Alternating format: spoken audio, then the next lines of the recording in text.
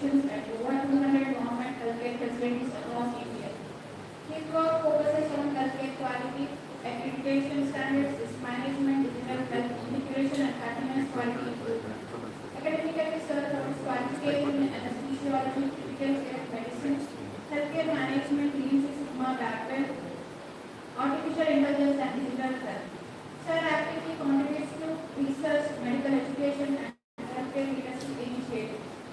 Sir serves as chairman of the Anantapur chapter of the Indian Society of Critical Care Medicine, ISCCM, and is associated with several prestigious national and international professional organizations, and contributions to critical care and healthcare quality have earned him notable recognitions, including the Best South Indian Doctor Award 2024 and 2025, Best Doctors India South 2025, and the Golden Age Award for Best Critical Care Doctor Andhra Pradesh 2024.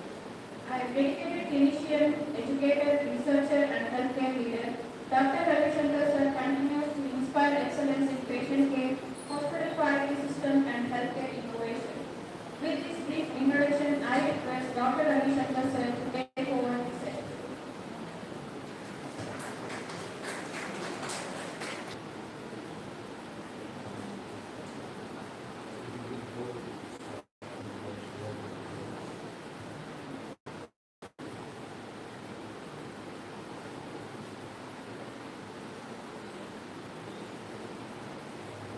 Very good morning to you all.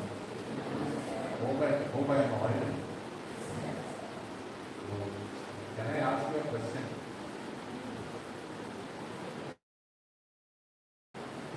How many of you are practicing or you have gone to hospital?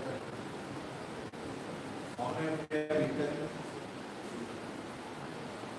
Most of you. Completed final year?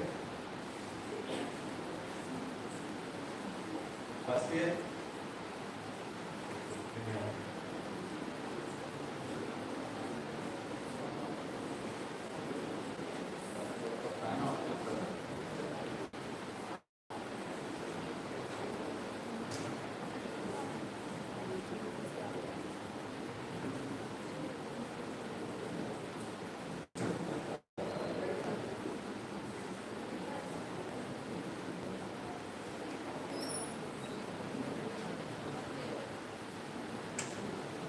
So I don't have any conflict of interest regarding this presentation. Let us make it more normal talk rather than from yesterday. How many of you are comfortable with Telugu? All of you, right? All of you are from Telugu. So let us have a normal chit chat rather than a typical presentation. I think from yesterday, day before yesterday, you learned a lot of subject expertise speaking about your forming and all those things, right?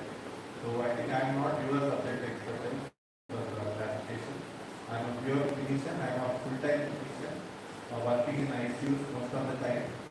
And of course, sometimes I come out from ICU to take care of the non-critical things within the hospital. So my connection with outside hospitals are very limited. Even within the hospital, my connections most of the time it is in the critical units like emergency, accident, operation. So I have very limited knowledge about your subject, core subject, what Pharm Edu, what are you studying in the college. Okay. So I just wanted to keep it a more normal talk rather than a subject expertise talk. Hope all of you are okay with that.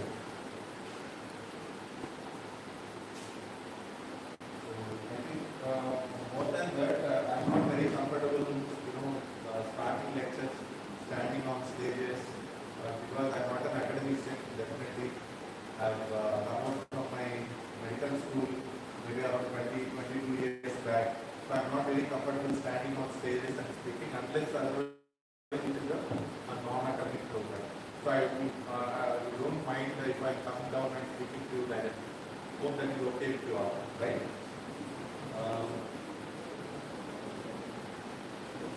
First of all,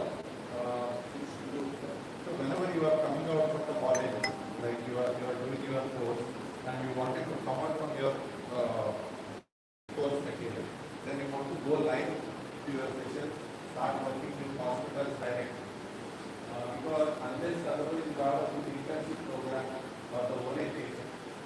be able to know what you are supposed to do in the hospital, right? So I just wanted to ask any of your final year students how many days they are spending in hospital. Okay.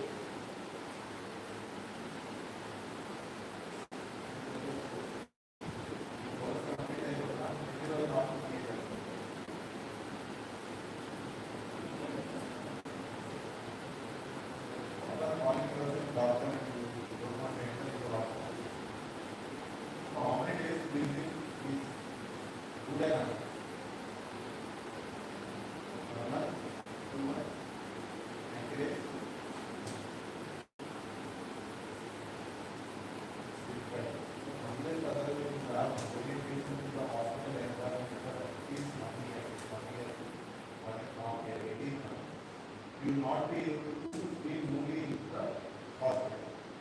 Second thing, why do you think we don't move freely in the hospital? Like how we move in a room?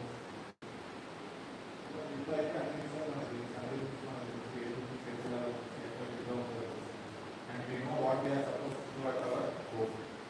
When you enter into the hospital, most of the time, where we hesitate is what is our position, what is our role in the hospital, what are we supposed to do, who should be taught, what we should taught, what work we are supposed to do. That's the biggest question whenever we are entering into the hospital, isn't it? So today's session is all about what are we supposed to do when we enter into the hospital. Yesterday or day before yesterday, did anybody brief you about that? So when I was talking with your faculty, more than anything, I mean, they kept on asking me, they gave list of, list of things that students want to learn. In that list, so many people have written, your faculty has written, they wanted to know operation behavior, see how the surgery is done, then do some minimal procedures, do suturing. So all of you have given that list. They told that they have taken an opinion form from the students and they have given the list. I was little surprised to know that there are many doctors, medical doctors, teaching side there are doctors. So what is this pharmacy doctors? Are they going to treat the patient or are they going to know what is happening with your patient? Then I got to know that it is relatively new to India to use this pharmacy course. There are a lot of people who are wandering around without knowing what to do. Many of them are working as a medical doctor. Right? That is where we got interested to know how to formulate your practical medicine to hospital. So let us dive into today's program. See, this is what a typical patient flow pattern that you will see in hospital. So this is a typical patient flow. As soon as the patient comes, a doctor, nurse, somebody who is there taking care of the patient will take the history, then the doctor prescribes some medication, then there will be a verification of the medication and administration monitoring. Finally, once the patient is out of disease, he will be discharged. So this is a very typical process of hospital related to disease medication. Where do you think your role is? Anybody? Suresh? Suresh? No? Lakshmi?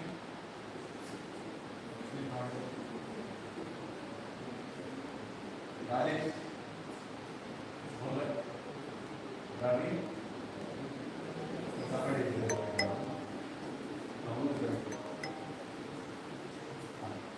What do you think? Where do you stand? The 6 steps down, where do you think your role is? Where do you want to sit? Say, with the 6 chairs, where do you want to sit?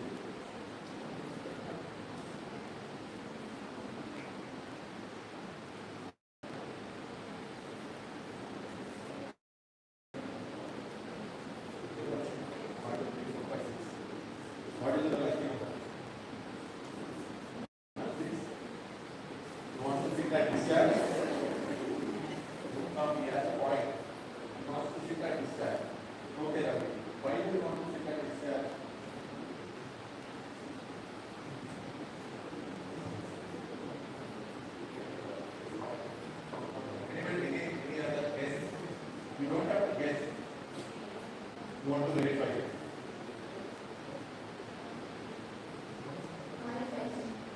Want to sit at monitoring? Okay. Any guess? How many wants to sit at number 1? No.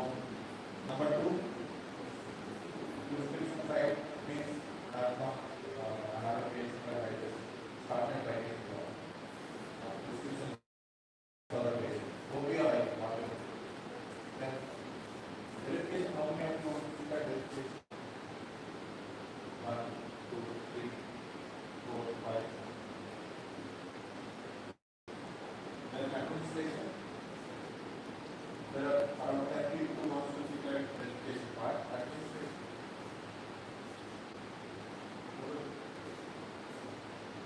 Monitoring.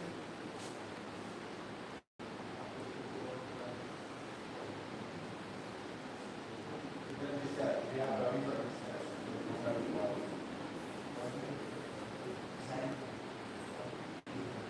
Five people are the only person who wants to sit at least in 3 days. The rest of them has chosen 1 or 2. So the final answer is number 8. Answer?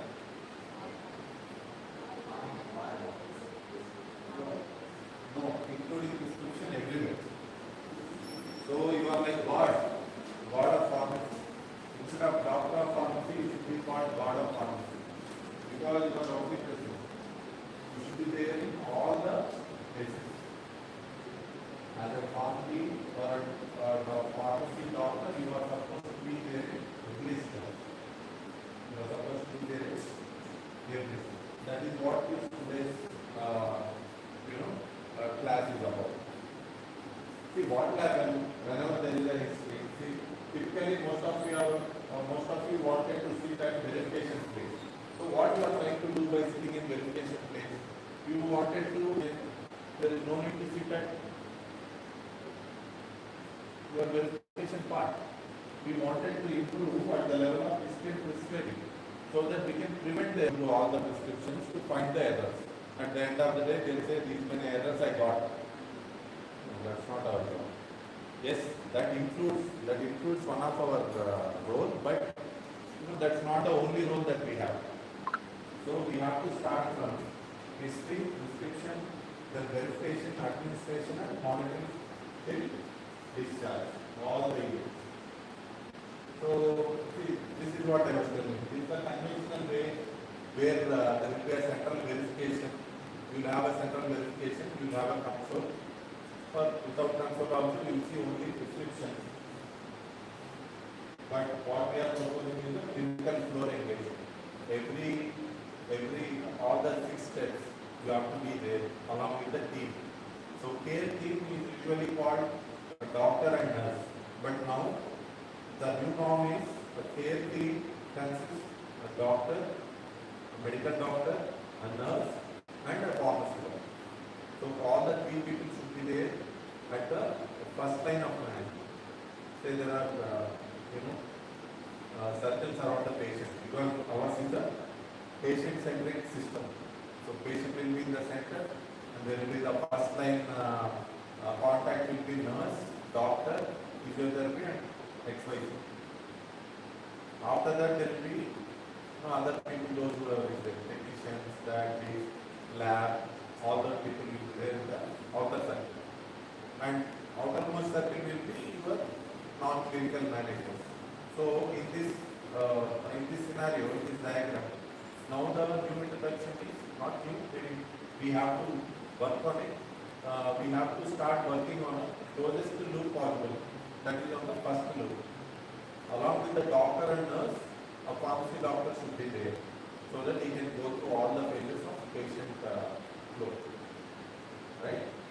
And see, the little study says that 66% of the errors may be omitted when the pharmacy doctor is there within the care plan. When the care plan is done, if the pharmacy doctor is available during rounds or during care plan, 66% of the errors may be omitted. That's what the study says. But unfortunately, there is an Australian study which says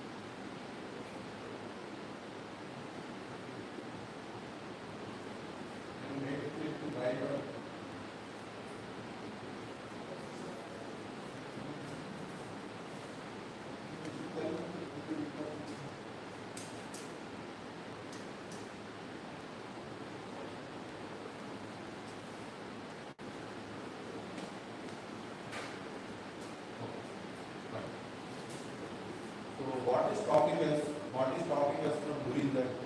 Only 39% of the pharmacists are on floor? Why not everyone?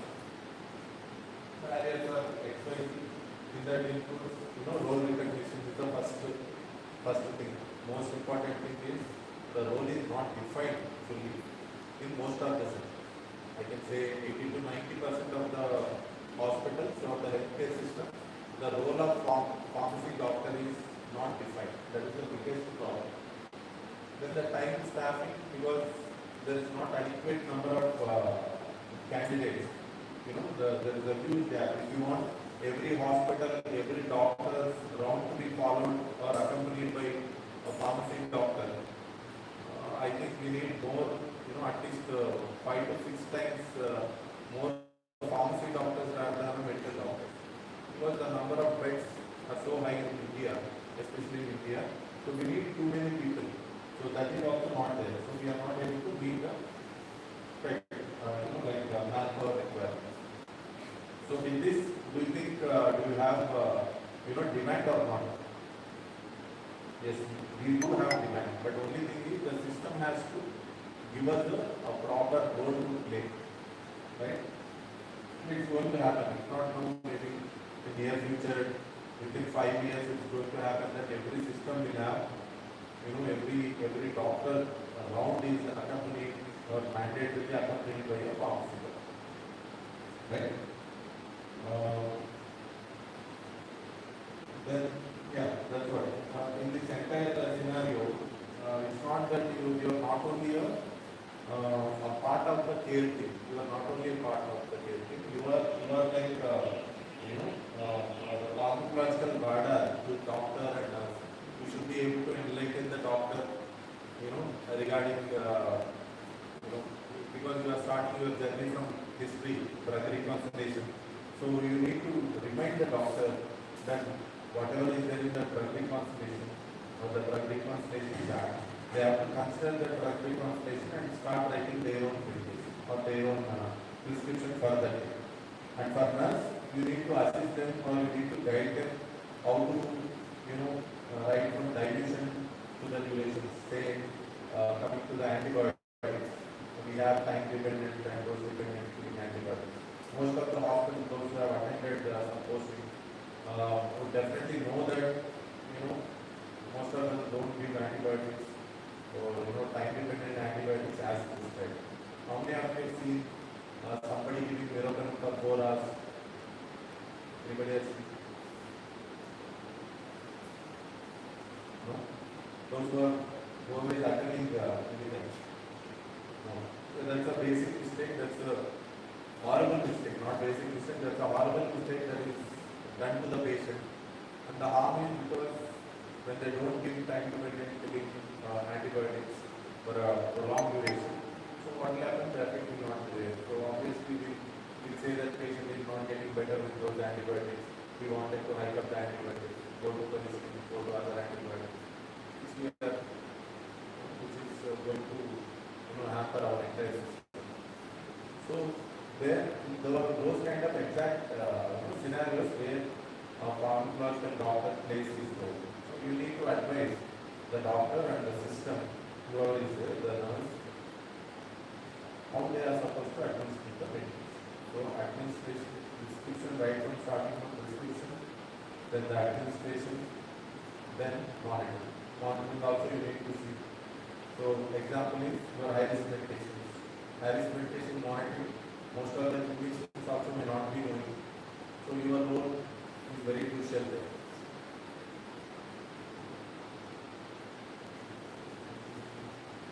That's all. See, when your role starts from day zero of the patient, when the patient arrives to emergency or OPD. Right from point where they start taking history, because history gives a lot of information to you regarding their clinical condition, previous medication use, and how many of you are in clinical posting doing drug reconciliation? Are you going through the drug reconciliation chart? Yes? No?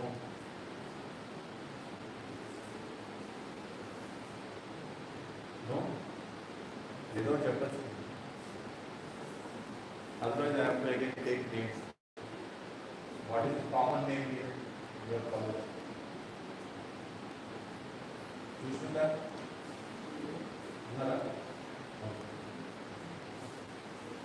You are attended electrical course? No. Which state? Which state? Second year. Maybe final year.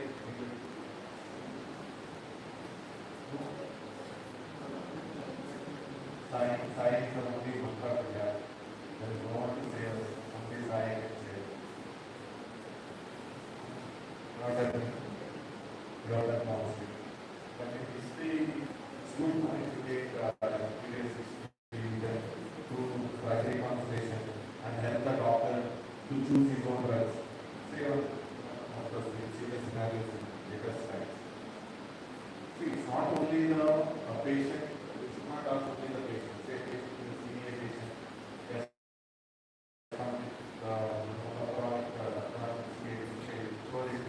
They have some of their kind of mental illness, dementia, a lack of interest on their personal life.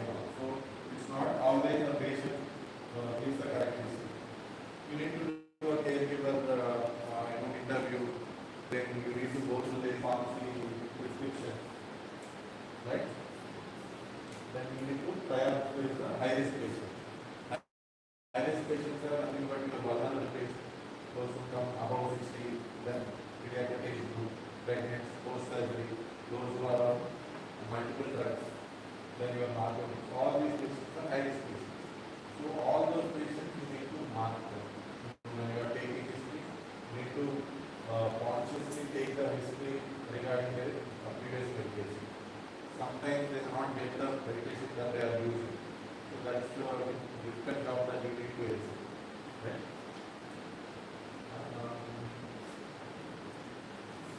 Yeah, lower pharmacist again reduces the risk by intervening early. It's not that once it is happened, everybody knows. Once the patient is on anticoagulant, when he starts bleeding, everybody knows that he is bleeding because of anticoagulant. The floor pharmacist to reduce the risk. Like risk reduction program that you need to run. Say patient is on anticoagulant, he has come to you. Before prescribing, you need to what you are going to do. So somebody is on acetron for AV or some garbage test. They come to hospital, sepsis. So what do you want to see in your therapy consultation before prescribing? Because obviously we need to continue antibiotics. What is that human intervention? What is your intervention? Under period market. Always first will go out. What do you want? What is the dose? What is the care?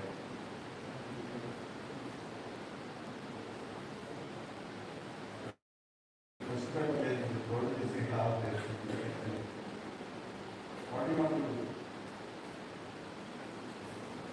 Classification, qualification,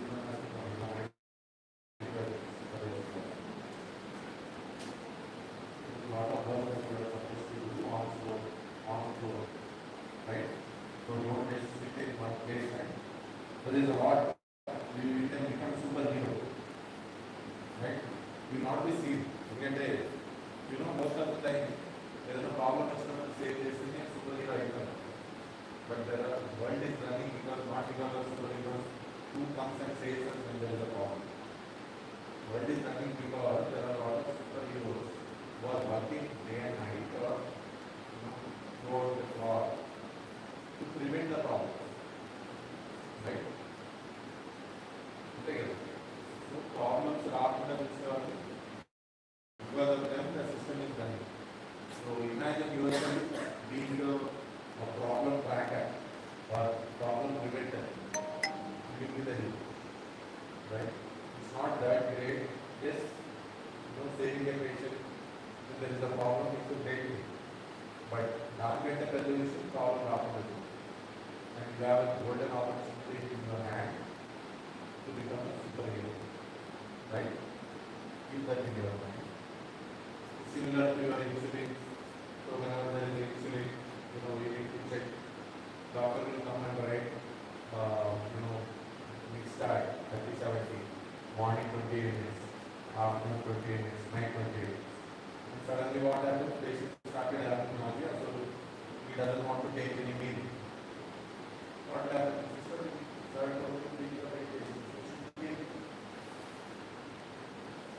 Then the promise is not done. So you need to be in touch, you need to be in very much conscious role when you are on the floor. You need to see whether the patient, when you are giving insulin, you need to have a checklist. So before giving insulin, what you are supposed to do? You need to see whether the patient is taking food or not. You need to see the CRBS before giving insulin, so that you can prevent hypoglycemia, right? Similar to that, opioids, antibiotics, you know very well about the pharmacology, all that, CKP. And again, same thing. See, that's what I wrote about today. The tagline here is, the dose which is perfectly alright on Monday can become toxic. Taking the patient on next 40 hours.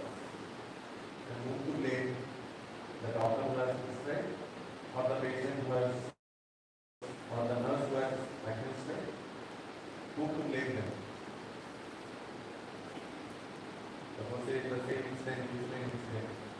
Suppose the patient has come with hyperglycemia, PK, and started giving insulin. Then patient is on very high dose of insulin. And suddenly patient is like, I am having nausea, I don't want to take this food. Then the order is to give 30 minutes of mixed diet. And the sister gives and patient goes into hypoglycemia, gone for a cardiac arrest. Now the family wants explanation from the entire team. Now you are part of the team, no? So what explanation do you give? Or management wants to give a do a root cause analysis. If the other country has to use the body of that.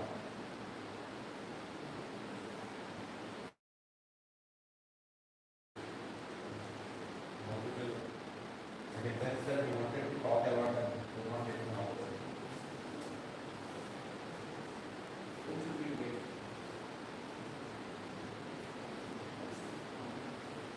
What was the blame you? Patient or practice? I don't know the blame here.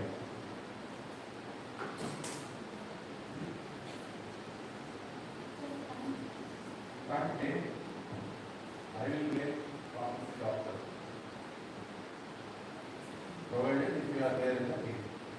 If you are not there, then definitely nurse, doctor, all these people will come into it. Otherwise, the very important role that you are going to play is to prevent the pharmacy doctor of course, I am working in a quality team, so I give a root cause analysis and I give the report saying that if there would have been a pharmacy doctor on the floor, we would have prevented this catastrophic event to happen. That's what I am going to tell my manager. Right? You understand? So you are supposed to review the patient. You need to see their progress, because the patient might change, especially in critical areas like ICU, operation theatre, emergency. Patient profile will change very fast.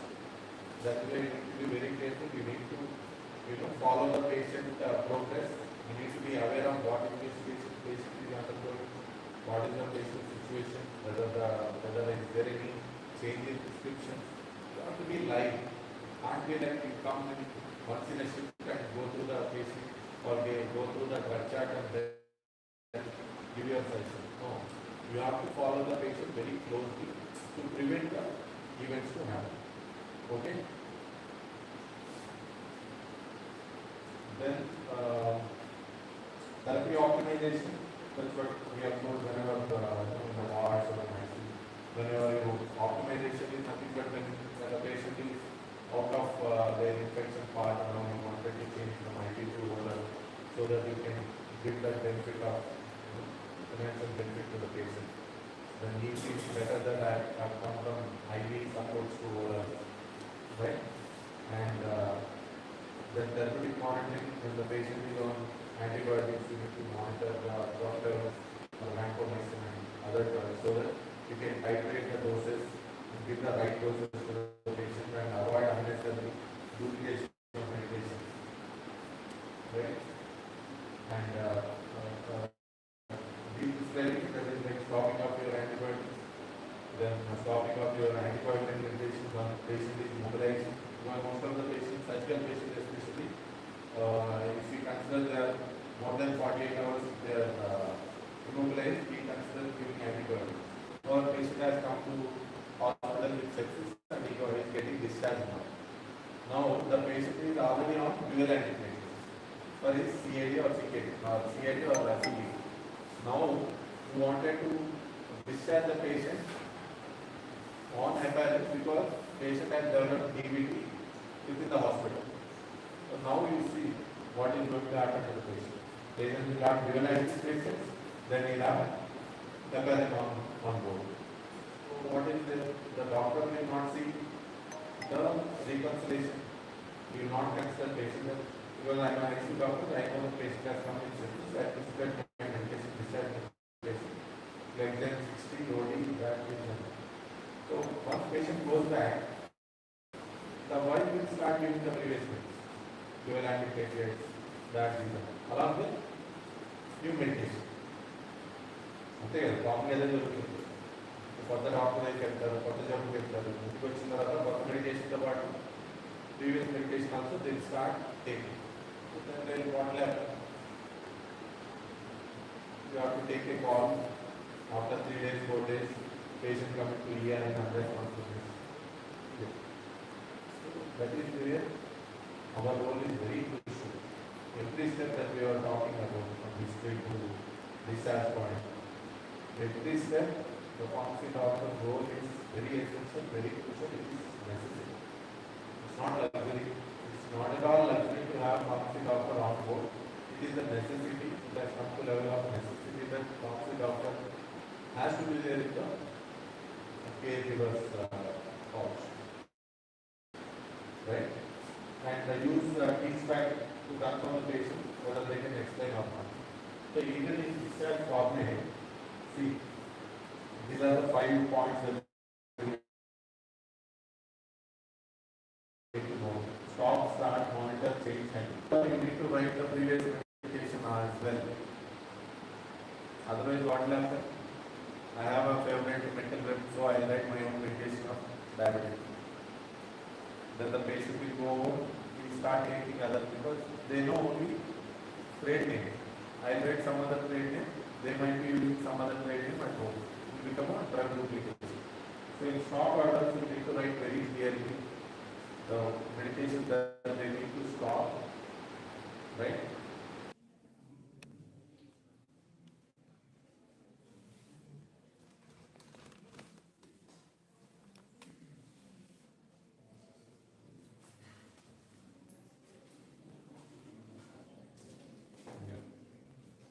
Next case is 58-year-old patient with type 2 diabetes admitted for abdominal infection. Basal bolus insulin was given yesterday. Today the patient is midway home for the procedure. So in a real-time situation, the nurse asks whether to administer scheduled rapid action insulin or not. Blood glucose spending is around 100. The patient is left to overnight. So what is the answer?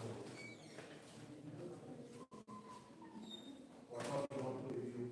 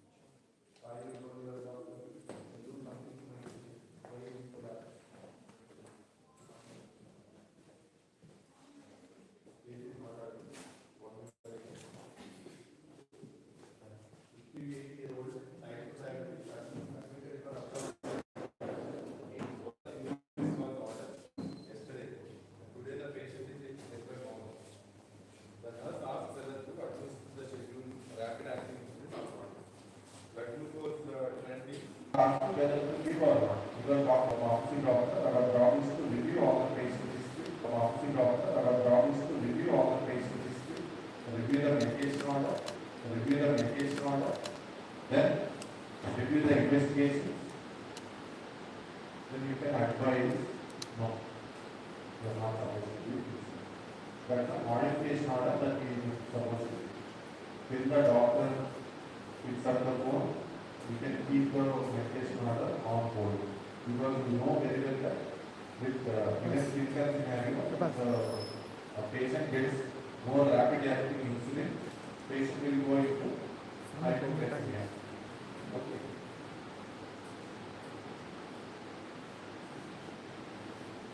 So the actions are. We are all on interns. All these people are interns coming at this. We will not open them. Like clear target. Side up. Scale over everything we cover.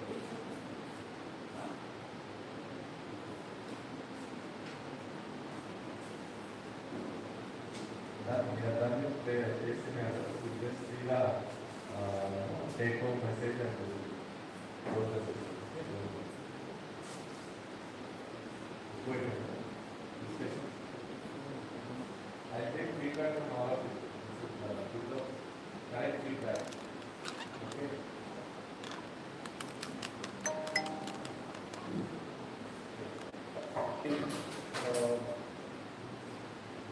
Your recommended action is you need to reconsider the discharge list against the patient current discharge list. And that by the discrepancies already he might be, because he's a heart failure patient, he might be having a big list of medication at home. So we need to reconcile, and discrepancies need to be clarified. We need to simplify and give a final list of medication that he is supposed to use at home, and clarify it that don't use the previous prescription as well. Okay?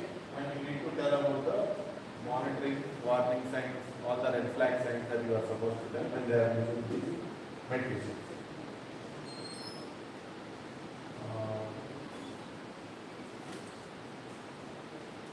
Yeah, so this is the action plan, whether how much ever you understood or not, keep this in your minds. This is like, before you come to your internship, keeping all the internees who are coming to the hospital, we have just prepared this slide. So before you come here, you just read one good article. Good article, any journal is fine. With good impact factor, read one good article, then come with a plan to hospital. Come to hospital, to internship with a plan, with a motive. Then take at least 3 to 5 interventions that you are supposed to do during your internship or whenever your clinical postings are there. Start working, request the doctor, request the hospital to give particular posting that you have selected. Then you can go there, start working there. Then you can have your own checklist, data collection sheets.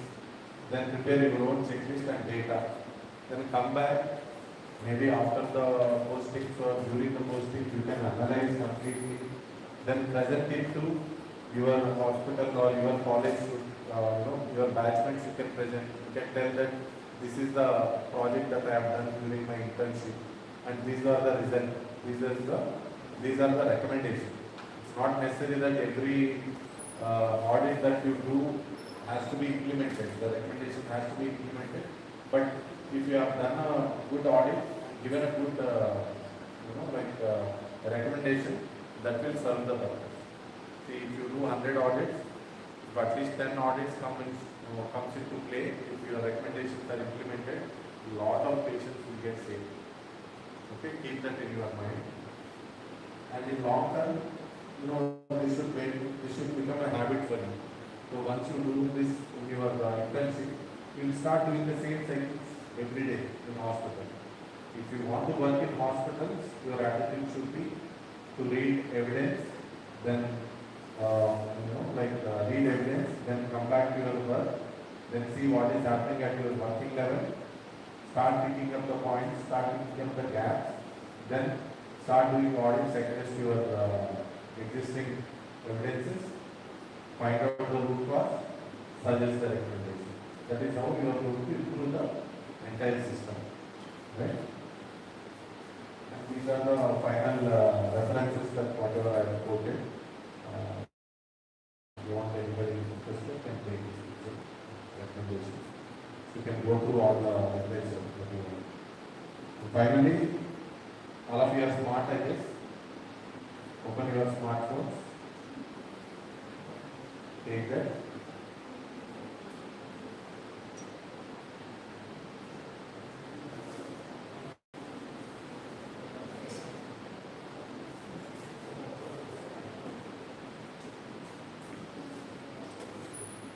So we have formulated some 6-7 questions in this.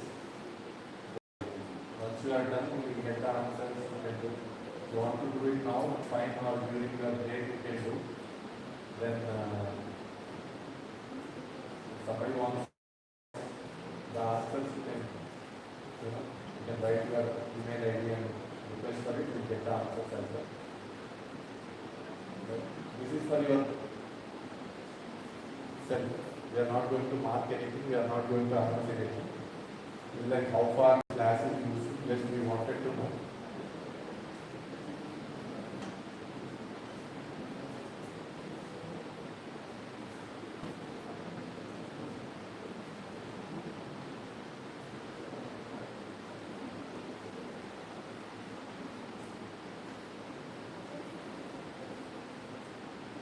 You have started the process, you can continue, no problem.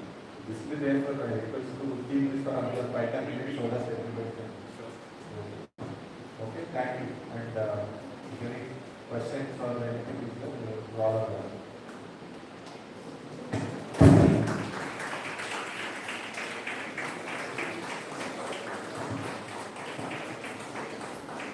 Any queries? Anything you want to ask? I expect queries from interns. Those second year, third year, fourth year may not, but interns.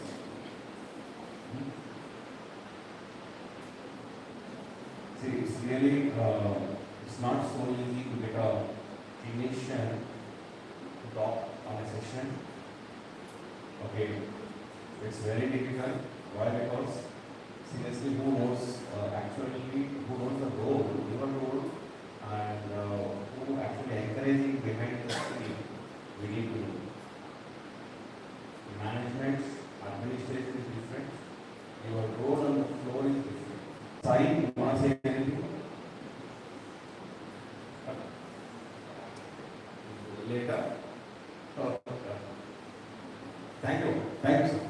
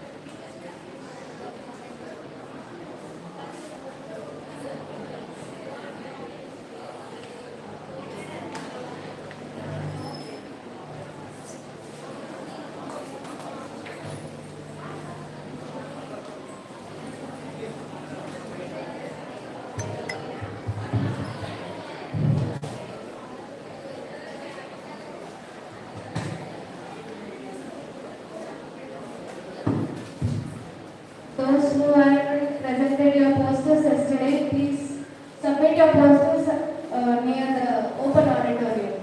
Thank you.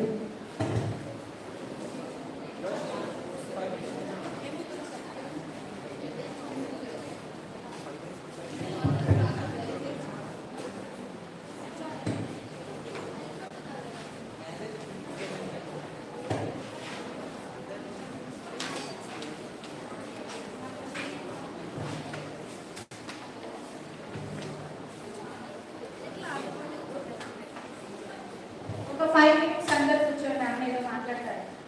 5 minutes stay back. Sir ఏదో మాట్లాడతారు.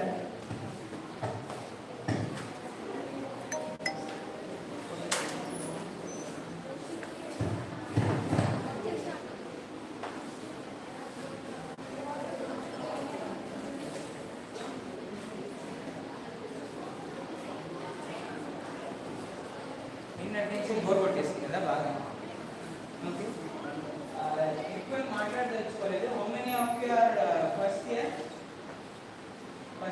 second years, third years.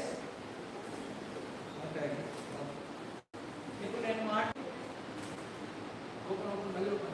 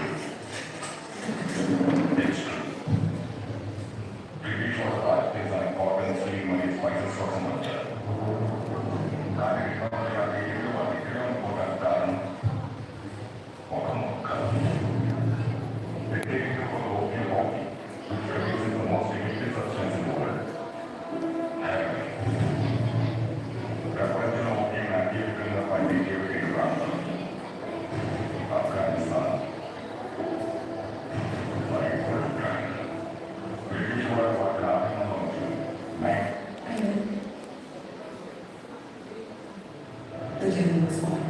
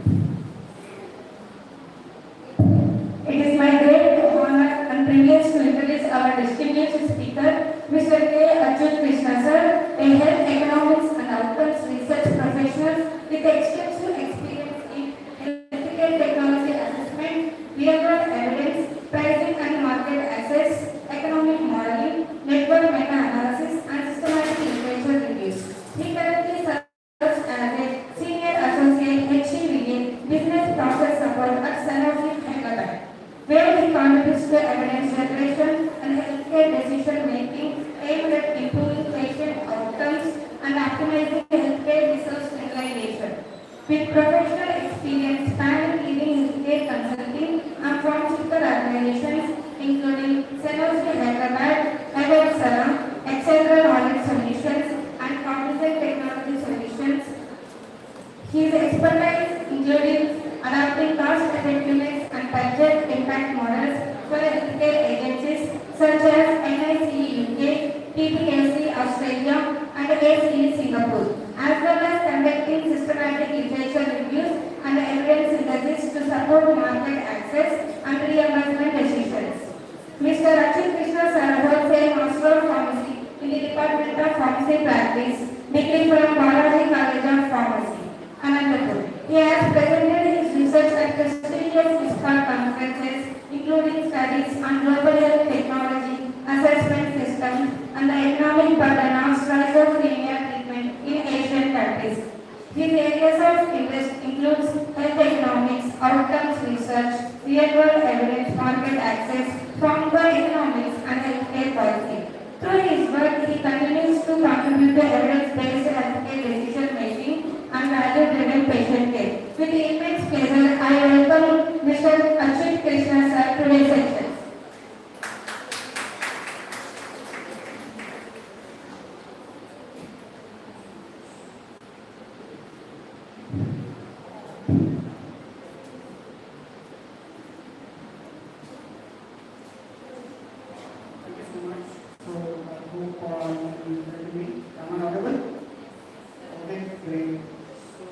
Good morning, good afternoon to everyone. So I am Rachit Krishna, thanks for the introduction. So today's topic is on, I'm really pleased to be with you speaking about the evolving role of artificial intelligence in which you are. So we live in the era of artificial intelligence, right? So as a healthcare professional, so we are all from pharmacy students, clinical pharmacists, and other professions. It's really a high time to understand and leverage the potential of the artificial intelligence in the health economics and health research. So today the content and the topic will be a quick introduction, background, the context, setting up the context of today's presentation. So what is the emerging role of artificial intelligence in real-world evidence and health economic modeling? I have few case studies as well to go through. Then we have what are the implications. So the use of AI, how it will impact the patients, their caregivers, physicians, and the total treatment paradigm from the use of the artificial intelligence, and what are the associated challenges with the uses of AI. So then we have the guidelines. So why we use the artificial intelligence into our clinical data? So there will be some roles and responsibilities as a clinician, or student, or researchers, why they are using the AI. So there are some guidelines, especially for the medical communications and writing a technical review, minus grades and assessments. So there are some guidelines. I will be presenting two guidelines from the medical communications point of view and also the assessment. Then considering the audience, like prompt engineering, so everyone must have using one or other kind of artificial intelligence, like ChatGPT, reports, projects. So prompt engineering, how effective use of prompts will enable your understanding of AI and follow the research project and the effective solution. Then the quick executive summary. So this is myself. I'm quickly working as a senior associate in market access here for oncology. So I'm working with the business partners for oncology therapeutic area. I have around 9+ years of experience conducting literature reviews, modeling adaptations, market access, then HTA submissions as well. So currently I am working in the market access area, in the oncology therapeutic area, and generating the robust statistic evidences. So, yeah.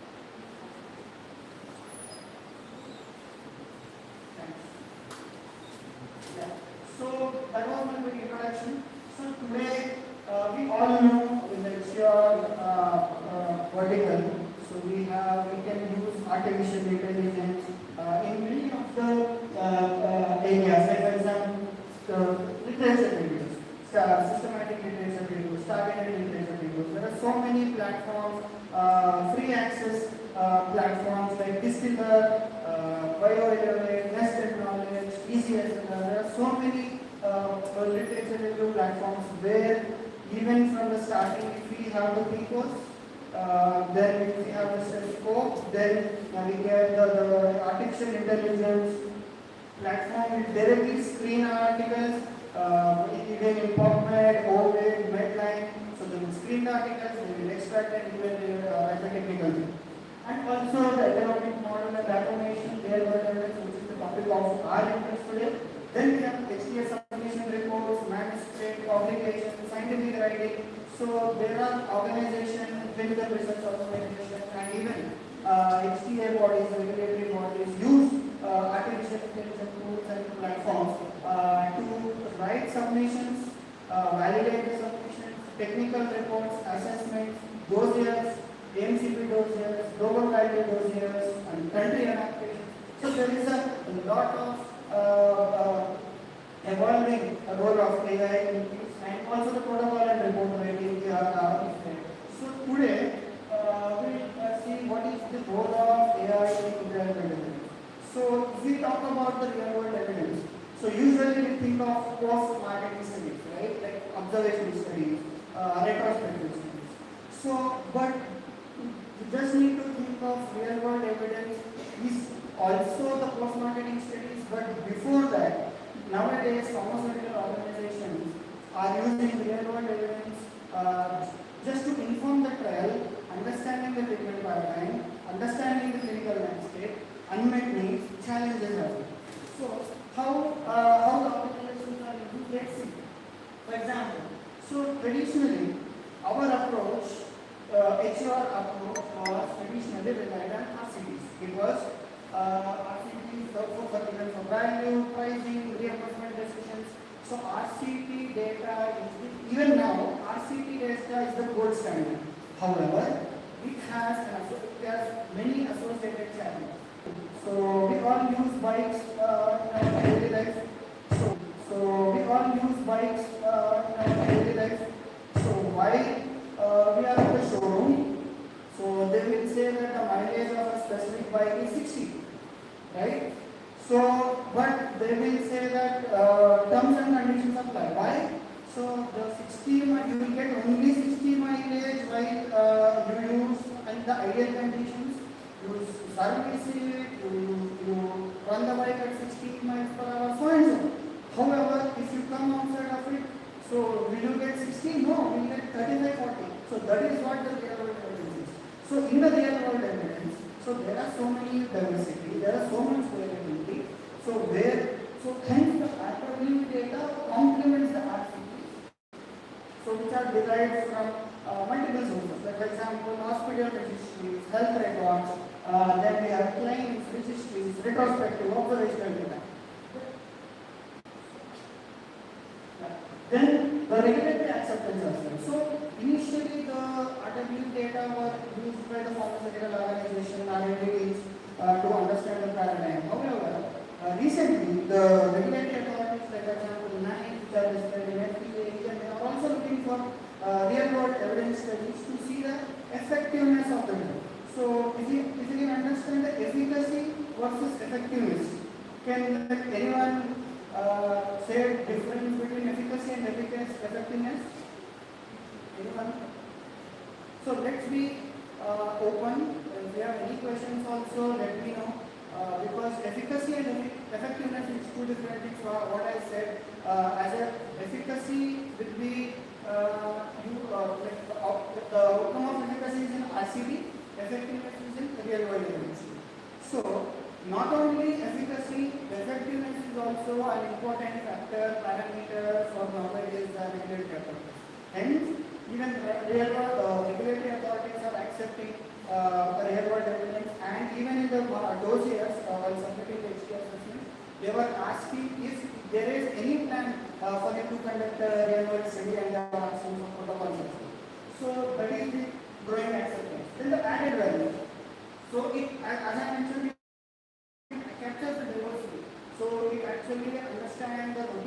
clinical practice, day-to-day life, how the patient travels, how the patient eats, what is the standard of care, landscape, and everything. So usually that is usually captured, and it hence it adds a value to the overall efficacy of effectiveness, which provides beyond RCT environment. So this is the real world application of AI. So as I mentioned, real world derives from multiple sources, which reflects the routine practice settings and routine use settings. For example, if you see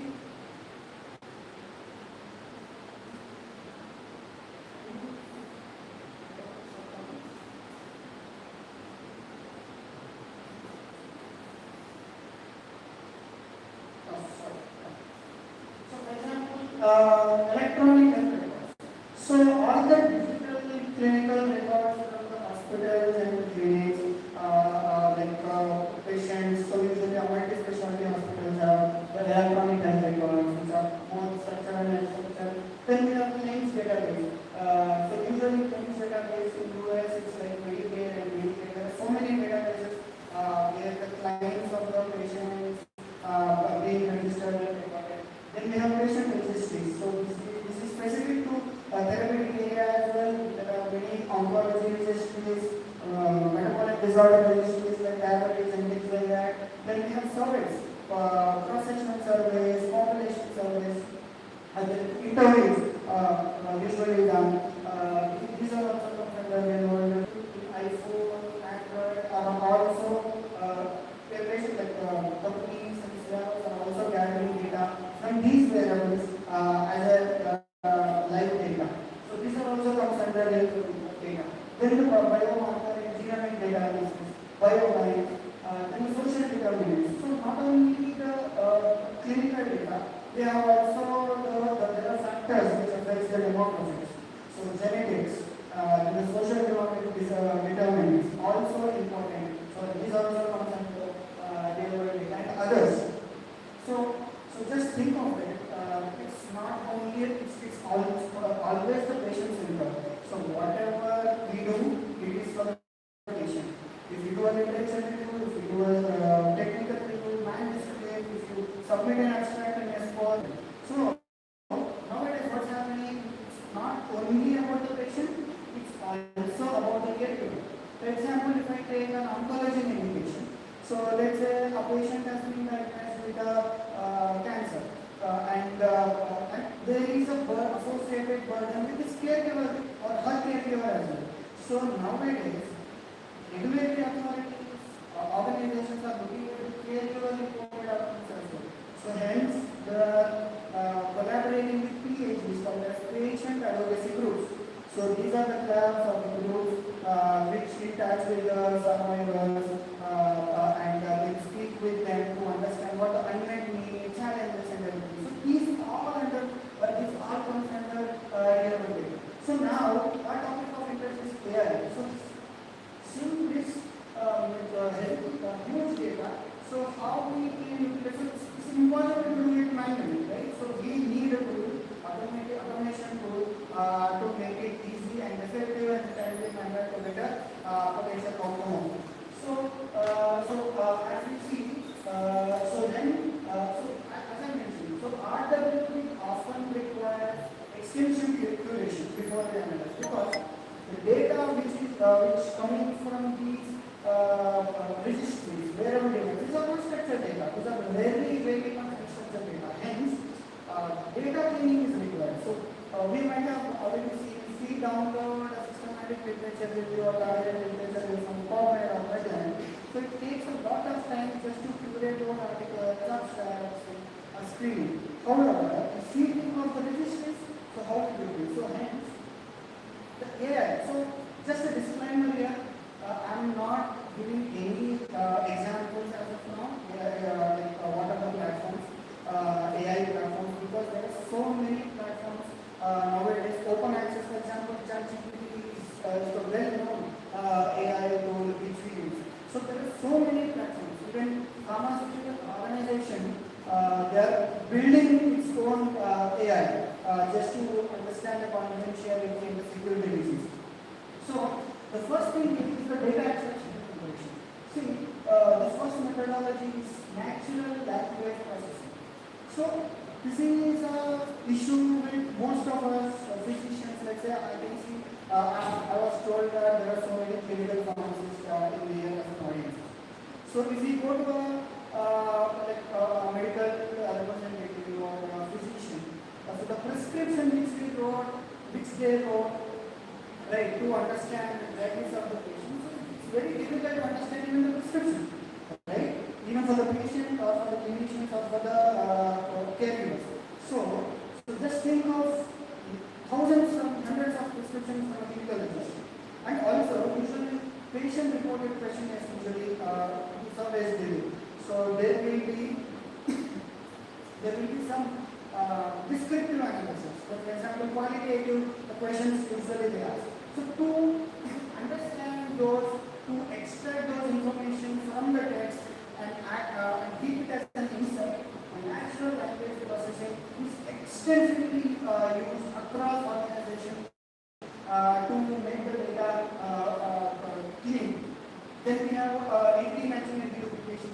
So the patients, usually there are duplicates from one database to another database, the EHRs, hospital registry, claims. So AI platforms readily duplicates, identifies these patients and reduplicates the patients. The data cleaning, of course. So we have missing values. So and also it has bias increase. So hence the data cleaning and the deduplication which reduces the bias. So hence these are the areas where AI is essentially used. Apart from that, diagnostic analysis and descriptive analysis. For example, clustering and pattern building. Let's say there are 1,000 patients or 2,000 patients are in a hospital registry treating with heart failure diseases or a diabetic metabolic disorder. So I just wanted to know what is the pattern of these diabetic type 2 diabetes patients with chronic kidney disorders or nephropathy, neuropathy, retinopathy. So it's manually, it's impossible to understand this pattern. So with AI, so there are some prompts used to understand what is the pattern. So for example, if I can say, for example, if there is a reduction in 1% HbA1c, so the rates of the nephropathy, neuropathic patients will decrease in the long run. So these kind of diagnostic analysis will be done by AI. So then we have predictive models, as I mentioned, to understand this kind of survival diseases, the hospitalization. So how many patients will be hospitalized by treating this disease, and what is the incidence of this hospitalization rate. So these all can be seen by understanding the previous retrospective observational charts or health records. So then we have population level costs and adverse effects and safety signals also can be done by utilizing AI. So then we have visualization, the treatment charts and dashboards for AI-driven dashboards are very much used nowadays. So then we will talk about one case study, which is published in 2022. So there the study was in Canada. A study compared manual and automated data extraction from the electronic health records of patients with advanced cancer. So there were 1,100 patients, out of which 615 patients had the pathology reports and 333 patients with the pathology reports are visible systematic with the systemic therapy. So if you see, out of 333, NLP-based extraction was done by using AI. Then a manual extraction was done for 100 patients. So what was the outcomes?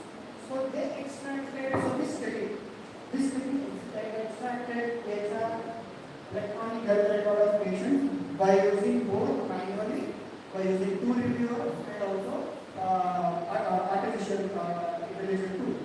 So you see, the NLP extraction is far faster and it was completely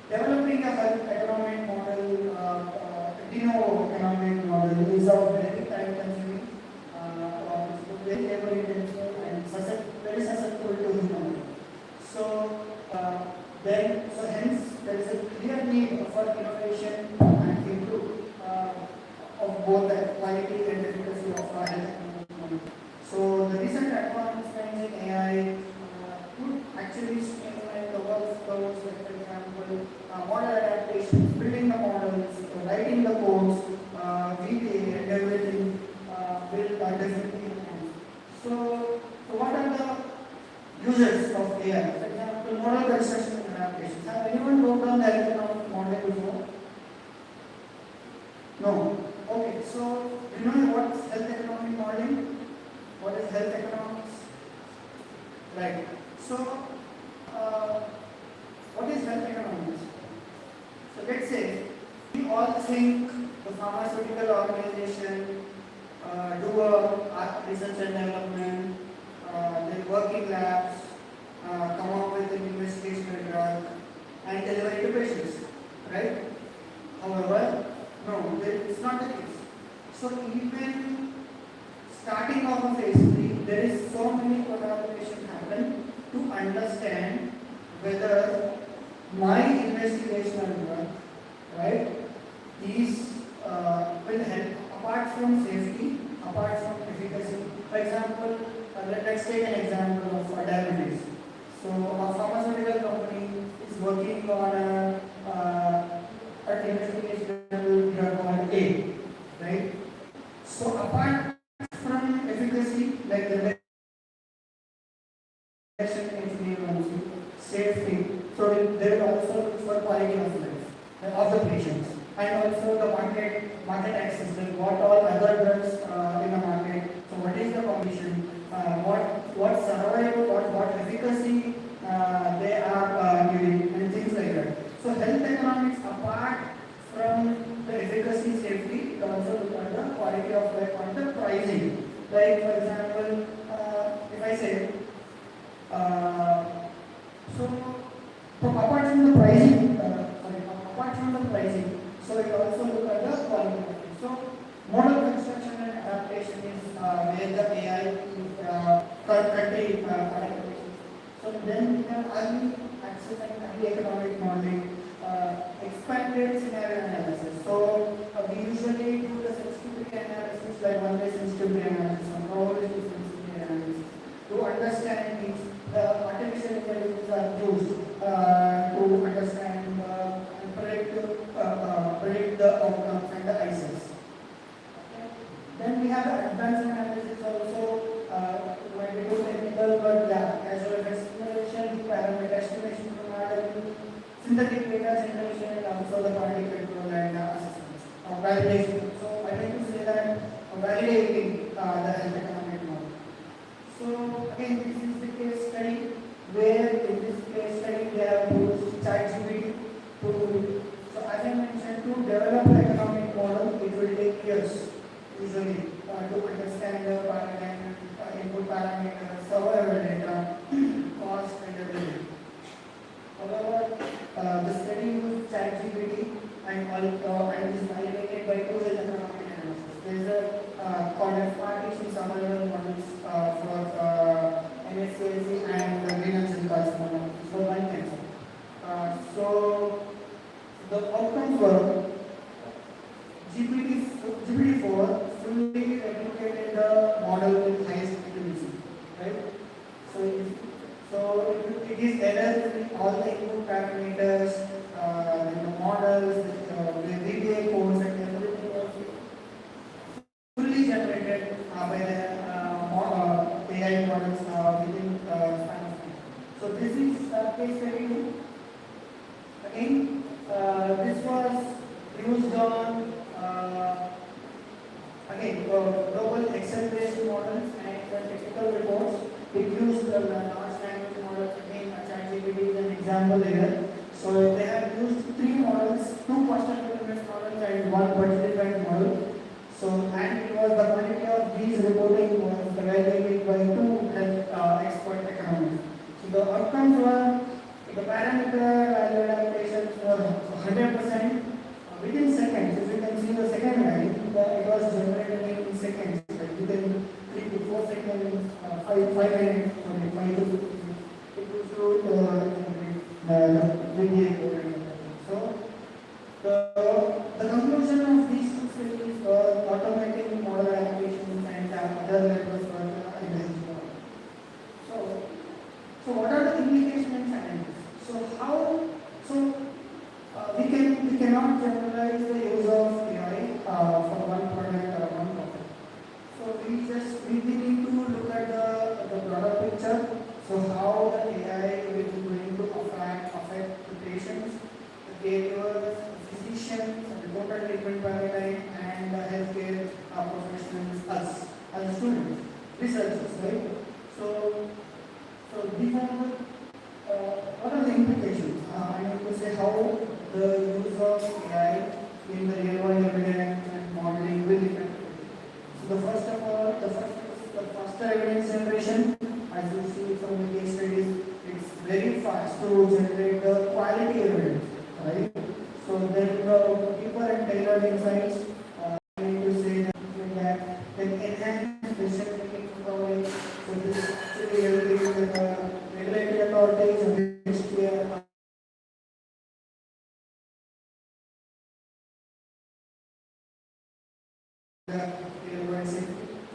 Then the effect on patients.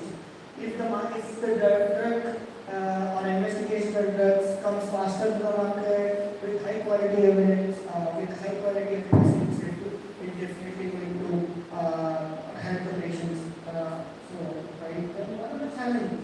So the data quality. So you might have used artificial intelligence. Like again, I'll use ChatGPT here to might have generate projects to understand every finance and things like that, right? So the data quality is of more importance. So it is only AI data. What AI will generate is of what you feed, right? If you feed the right information, if you feed the right inputs, then there will be a bias reduction and the quality evidence outcomes. And the transparency. So you must have seen this is AI generated data. It may be wrong, right?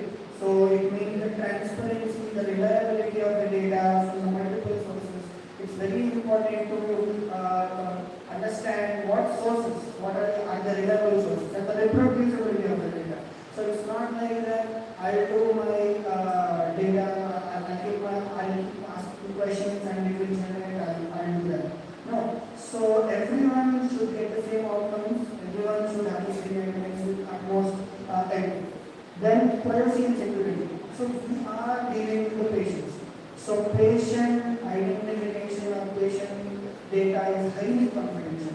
Even you might be working as a researcher for the hospital, organization and several pharma companies. The patient data, whether it may be retrospective, whether it may be observational, whether it may be hospital data, patient confidentiality is the utmost as a healthcare professional. So please keep that in mind. So AI has a challenge there. Once we upload, like for example, so people say that in social media don't upload your pictures, right? Because it's another platform, it's motion. So once you upload the data of the patient without masking their identification, so it will be a confidentiality, and there are acts also called as RIPER acts. So usually on this is a very legal issue. Then we have infrastructure. So usage of this AI will have upfront cost, services and things like that. So yes, I should say that AI will definitely complement what we are doing. However, it comes with the associated challenges like cost, skills and things like that. So we need to keep that in mind also. So what are the guidelines? Let's see what are the guidelines. Example, medical mobility.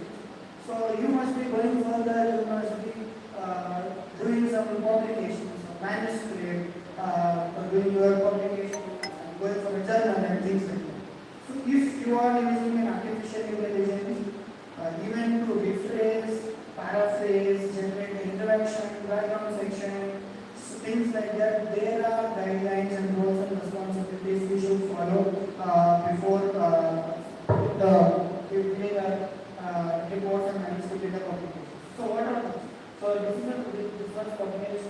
by the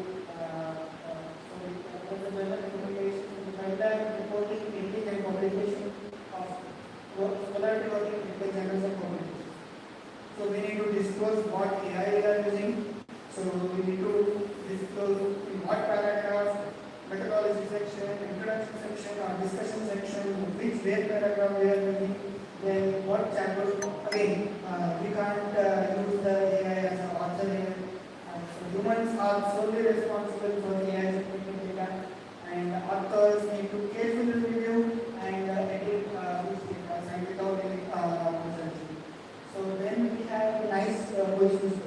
So NICE is a regulatory authority from UK, and it does the HPA review assessment. So any product, any investigation that has to be approved or available for operations in UK. So NICE is the sole responsible organization to assess safety, efficacy, modeling and everything. So they are also published. So and NICE is one of the standard. So usually we go through the NICE statements, the critiques done by the NICE to understand other experiences like FDAs from France and Germany. So if the NICE is publishing the data, it's so even NICE publishes some sort of statements of how to utilize, how to use AI in the assessments or those things. So then the prompts. So this is the prompt engineering. So have anyone used ChatGPT or any other artificial intelligence just to understand, not for your reports or projects? I've used to understand, to get quick answers. So has anyone used AI platforms before? Don't worry, I won't ask any questions. Just I wanted to know you have data. So you have used, right? For example, ChatGPT. Let's take ChatGPT. So this is so what is a prompt? Let's say you are in your 4th year, 5th year, 6th year of farming. So you are working on a project. So you will be working on a project going further, and you have a problem. So you just wanted to understand. So for example, let's say diabetes. So what is the unmet need of the challenges of the diabetic patients? Like for example, we all have this question. So what is unmet need? So what is the incidence of type 1 diabetes, type 2 diabetes? So what we do? So we just ask ChatGPT that how many patients type 1 diabetes or type 2 diabetes patients in India? Right? So it's a simple question. Yes, it will give an answer. However, there is a whole lot of prompts going on to generate an effective answer. These are called as prompts. So what are prompts? So these are carefully crafted inputs to guide the artificial intelligent tool to get to generate the accurate and relevant responses. Okay? So effective prompting is very much crucial to generate the AI outputs which are aligned with your objective. So I have an example for it also. So why an effective prompting is useful? So it usually improve your efficiency. So you are going to align with your objective. So you need to train the AI, give them the context, and get the information. So this is what all the prompts are. Okay. So it has a clarity. It will have a clarity without activity and then the bias.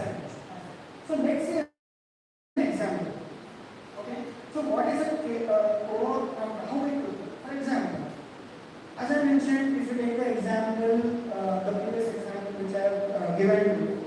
So I want to see what is the incidence and prevalence of type 1 diabetic patients in India. Okay. Now, by using core prompt engineering techniques, so you can use AI and generate effective outputs. For example, you need to specify the role first. For example, I am a student, like I am a researcher. Okay, I am so and so associate working in so and so. You need to specify the role first. So you don't have to give your name and other identifiers, but however you can specify your role, like I am a graduate, and third year graduate, researcher, and also the context. For example, let's say I'm a researcher, third year, 5-year researcher, and very much I'm interested in to identify the diabetic patients in India, the prevalence. So we need to provide a detailed context. I'm interested, for example, I'm looking forward. So this helps my project, things like that. So you need to provide a detailed context. What do you do? Then define clear tasks to the AI. So for example, let me, then clear tasks you need to input to the AI. There is structured outputs in what output you need. You want in a table format, what are the columns, so what information you are looking for, you can even input those things and what are the constraints. For example, let's see an example. For example, so this is my question. So to identify the epidata, which includes both incidence and prevalence data for a specific indication. For example, here I am taking that metabolic disorders as an example.